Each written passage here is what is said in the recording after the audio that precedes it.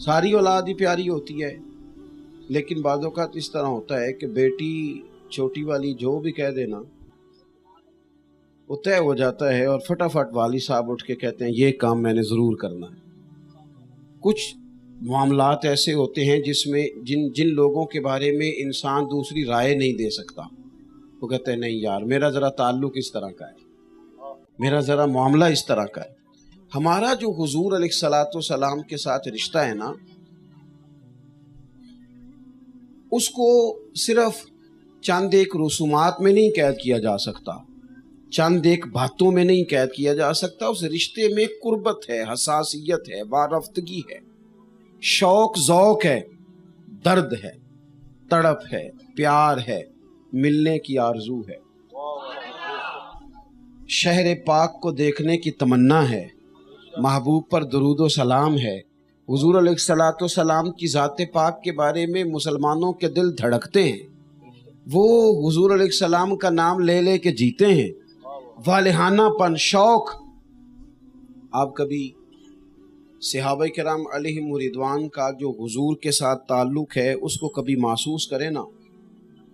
ہمیں کہہ کے بعض اوقات لوگوں نے دنیا دار بنا دیا ہے۔ مسلمان کہاں دنیا دار ہوتا ہے؟ روزی روٹی کمانا دنیا تو نہیں نا، یہ تو دین ہے۔ بال بچہ پالنا تو دین ہے، یہ کوئی دنیا تھوڑی ہے۔ کہہ کے نا بعض اوقات کہ فلانا دنیا دار ہے، فلانا ادھر ہو گیا، تو لوگوں نے نا چیزوں کو اور رنگ دینے کی کوشش کی ہے۔ آپ والہانہ پن دیکھیں، نبی کریم علیہ السلام کے ساتھ صحابہ کا والہانہ پن۔ حضور کے ایک صحابی ہیں حضرت ابو خزیمہ رضی اللہ تعالی، نبی کریم علیہ الصلوۃ والسلام نے ایک یہودی سے گھوڑا خریدا۔ یہ بڑی سادی سی عام سی نارمل سی بات ہے، انسان خریداری کرتا ہے، خریداریوں میں کہیں نہ کہیں بحث بھی شروع ہو ہی جاتی ہے، لیکن ہر بات اگر آپ کبھی محسوس کریں گے نا صحابہ کی، تو ہر بات میں ذوق۔ حضور نے گھوڑا خرید لیا، نبی کریم علیہ الصلوۃ والسلام پیسے لینے کے لیے تشریف لے گئے، پیچھے سے اسے یہودیوں نے کہا تو نے تو مہنگا بیچا ہے، اس کا مکر جانے کا ارادہ بن گیا۔ محبوب نے اسے کہا یہ پیسے لے لو، کہنے لگا کس بات کے؟ فرمایا تم نے گھوڑا بیچا، میں نے خریدا۔ کہنے لگا کون سا گھوڑا، کب بیچا ہے، کیا بات ہوئی؟ تھوڑی سی بات ذرا آگے بڑھی، تکرار ہوئی، لوگ جمع ہو گئے۔ بعض اوقات آپ نے پنچایت دیکھی ہوگی، بعض لوگ اس طرح کی بات کرتے ہیں کہ سامنے والا نا بات اس طرح کی کرتے ہیں کہ اس کے پاس جواب نہ ہو، پہیلی بنا لیتے ہیں، کوئی ایسا لہجہ اختیار کرتے ہیں، کوئی ایسی بات۔ انج بھی کچھ بندے نے جڑے کہنے نے میں بڑے مولویوں نے پوچھا میرا ہونا مسئلہ نہیں حل کیتا، نہیں ہسے نہیں مسجد میں اونچا نہیں ہستے، وہ مسئلہ نہیں ہوندا، وہ سوچنا پہیلی ہوندی، ایک پہیلی یاد کر لیتے ہیں۔ مسئلہ تو یہ ہے کہ آپ نے وضو کے بارے میں پوچھا یا نماز کے بارے میں پوچھا، کیا پوچھا ہے آپ؟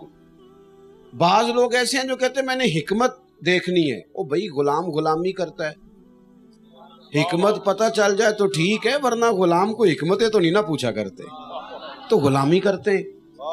نبی پاک صلی اللہ تعالی علیہ وسلم نے جب اس سے کہا کہ تم پیسے لو اور یہ گھوڑا دے دو، تکرار ہوئی، بات بڑھ گئی۔ اس نے نہ ایک ایسی بات کی جس سے لوگ پنچایت جیتا کرتے ہیں، اس نے ایک ایسی بات کی، کہنے لگا جی اگر ایک بندہ بھی کہہ دینا کہ میں نے گھوڑا بیچا ہے اور آپ نے خریدا ہے تو میں دے دوں گا۔ اس نے مطالبہ کر دیا، وہاں تو موجود ہی کوئی نہیں تھا، محبوب کریم ہے یا وہ یہودی ہے، تیسرا بندہ ہی کوئی نہیں۔ اس کو آپ نے سمجھنا ہے، آپ اونچا سبحان اللہ بے شک نہ کہیے گا، میری بات کو سمجھیے گا اور اس پر غور کیجئے گا۔ ہمیں کس والہانہ پن میں حضور کی باتوں کو ماننا ہے۔ یہاں سب کو پتہ ہے سود حرام ہے، سارے زمانے کو پتہ ہے، لیکن جب حکومت سے کہا جاتا ہے تو کہتے ہیں ہم کمیشن بنانے لگے، ہم نے بورڈ کس بات کے لیے بورڈ قائم کرنا ہے؟ آپ نے اسلامی نظریاتی کونسل سے ہم نے مشاورت مانگ لیا، بھئی وجہ اس کی مشاورت مانگنے کی وجہ، اور یہ بات وہی نہیں، صرف یہاں عام آدمی سے کہا جاتا ہے کہ تیرے بیٹے کی شادی ہے، چل بینڈ باجا نہ بجانا، کہتے ہیں گھر صلاح کراں گا۔ او بھئی یہ اللہ رسول کے دین کی بات ہے، اس میں مشورے والی کہاں سے بات آ گئی؟ اور حکم تجھے یہ تھا کہ تو نے ہر چیز سے بڑھ کر اپنے نبی سے پیار کرنا ہے۔ وہ خاندان کیسے آ گیا، مشورہ کیسے آ گیا، بیٹا کیسے سامنے آ گیا؟ برادری بیچ میں کہاں سے آ گئی؟ وہ کسی نے کہا تھا کہ اعظم بلا سے اپنی وہ ہستی ہی کیوں نہ ہو، جو چیز اس کی راہ میں حائل ہو پھونک دو، جلا دو وہ ساری چیزیں جو تمہارے اور تمہارے محبوب کے بیچ آتی ہیں، جلا ڈالو۔ اس نے کہا جی ایک بندہ بھی اگر کہہ دینا کہ میں نے گھوڑا بیچا ہے اور آپ نے خریدا، ایک بھی تو میں دے دیتا ہوں۔ اب وہاں تو تھا ہی کوئی نہیں، حضرت ابو خزیمہ پیچھے تھے، نے ہاتھ کھڑا کیا، عرض کی یا رسول اللہ میں دیتا ہوں گواہی۔ اس کی بات پوری ہو گئی، اسے پیسے دیے گئے، وہ گھر چلا گیا۔ نبی کریم علیہ السلام نے جناب ابو خزیمہ سے فرمایا تو وہاں تھا ہی نہیں، گواہی کیسے دے دی؟ ایمان کا مرکز و محور حضور کی ذات ہے، نبی پاک سے رشتہ۔ بس تھوڑی سی نا توجہ کریں، اپنے دل پہ ذرا نظر ڈالیں، اپنے آپ سے چند سوال پوچھیں اس معاملے میں۔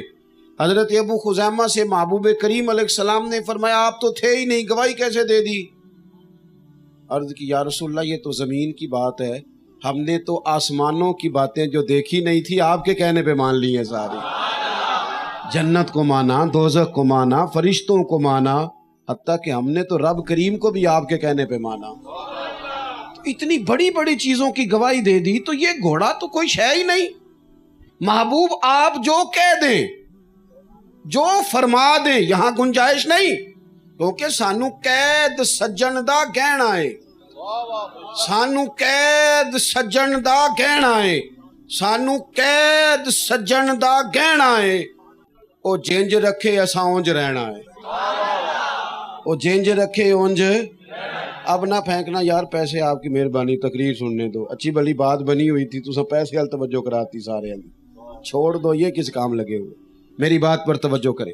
نبی کریم صلی اللہ تعالی علیہ وسلم سے عرض کی حضور ہم نے تو آسمانوں کی خبریں آپ کے کہنے پہ مان لی، یہ تو گھوڑا ہے۔ اب حضور نے کیا فرمایا؟ یہاں وہ لوگ جو کہتے ہیں جناب مروج پہلے بتائیں، پہلے حکم بتائیں، بعین ہی بتائیں، اس طرح حضور نے کہا تھا؟